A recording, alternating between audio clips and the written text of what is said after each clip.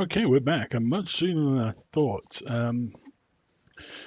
When I initially kind of showed you that kind of first third of the new build mode, I thought it wouldn't be till late tomorrow that I would be looking at maybe a close to finished um, project. But actually, a couple of hours later, and probably some of my best coding so far, has put together pretty much a complete building script. Um, so let's go and play. So we fixed a load of the bugs that we saw before. So for example, when we were mousing over here, so now we just turn off the UI and you can't click when you're not able to place a tower down now. So you can't place multiple towers in the same location. You also can't place towers in random locations when you're not looking at the grid. The default mode is the tower wall. It's just, I need to move the block up a bit. But yeah, it's the blue block from before, the original tower base that still kind of sits there. Now, this is what we saw before. We saw this working really nicely. However, in build mode, if you build a tower or you mouse over a tower that's built, you now get a new UI popping up. And it pops up automatically and disappears automatically. See? So whenever we're looking at this, it gives me information about this tower. What tower the name is. So start again. So what the name of the tower is, so this is a cannon. What the damage is, so it's 5 damage, and then the description text that we set in the inspector. So basic cheap tower, not great, but cheap. We also have information on how much it costs to upgrade and the hotkey for that. We have information on how much we'll get back if we sell it, and the hotkey for that. If I push U right now, the tower will upgrade, the UI will upgrade, including how much money we've got remaining. Everything on it has just been updated. The old tower has been removed. And if I press delete, the tower is removed.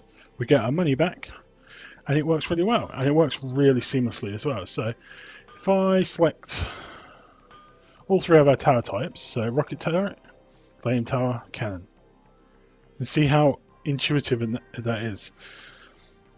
I think the main thing here is we never take control of the mouse from the player. We always kind of hide the mouse pointer at this point, and it feels so much better to play now just by doing this. We don't have that pop-up UI where you have to click a different thing and kind of scroll around. It's just mouse over the turret you want to find information about and just push one of 2 keys, you know. And in this case, like, a rocket turret doesn't have an upgrade, so if you press U, it doesn't do anything. But in the background on my console, it's debugging saying cannot upgrade, no upgrade available. In the future, we'll just have a little pop-up, very similar to how the out of money or out of radiant flux pop-up is. You know, and perhaps even if we don't detect an upgrade, we may hide the press U to upgrade panel. You know, and something like that. You know, flame tower as well, you can't upgrade. You know, but we can sell it and we can upgrade. And everything just feels so much smoother to play now. And the whole tower building aspect and the whole build mode has just all of a sudden come together in like an hour or 2 hours. And the game just feels a lot better to play overall as a result.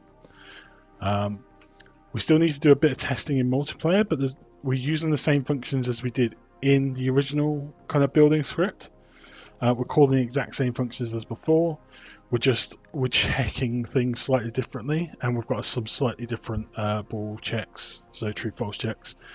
And we're using the original raycasts and stuff as well, so there's no reason why this shouldn't just work on multiplayer. So we'll have a few checks and we'll see how it goes.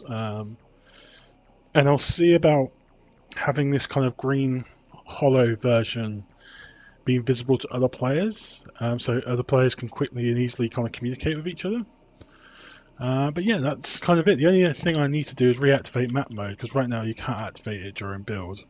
But I believe you can, yes, you can activate it during firefight. So we'll have to see, and you know, we can still fire. Things are still good. We can still swipe our sword, you know, and that kind of thing. The only thing left I kind of want to do is probably add like a click and hold little function, because you saw just then when I was firing my sword, I accidentally placed a flame tower. You know, just one of those things. You know, it could be one of those things which annoys players, and they go, "Oh well, I've just wasted, you know, X amount of money." And another thing to do would be to add a little pop-up UI to indicate how much money it's going to cost me to place this flame tower, for example. You know, so lots of little bits to do, but I think overall the feeling and the kind of gameplay aspect has just really come together, and I'm really happy with how it's come together. But yes, that's build mode. Just a bit of polish here and there, I think, and it should be ready to go in terms of actual gameplay. And then we actually fixed one of the oldest bugs in the build system that I've been coding around for a while. It was a really silly issue where we're upgrading turrets is basically the issue. So let's get if you can push the number keys as well to change the tower in your hollow. So let's pick a cannon. So if I want to upgrade the cannon, we used to have a bug where it would initiate the upgrade function, it would delete the old turret but wouldn't pop up with a new one. And for a while I just thought it was like a really quirk with UNet, and I just couldn't work out what was going wrong.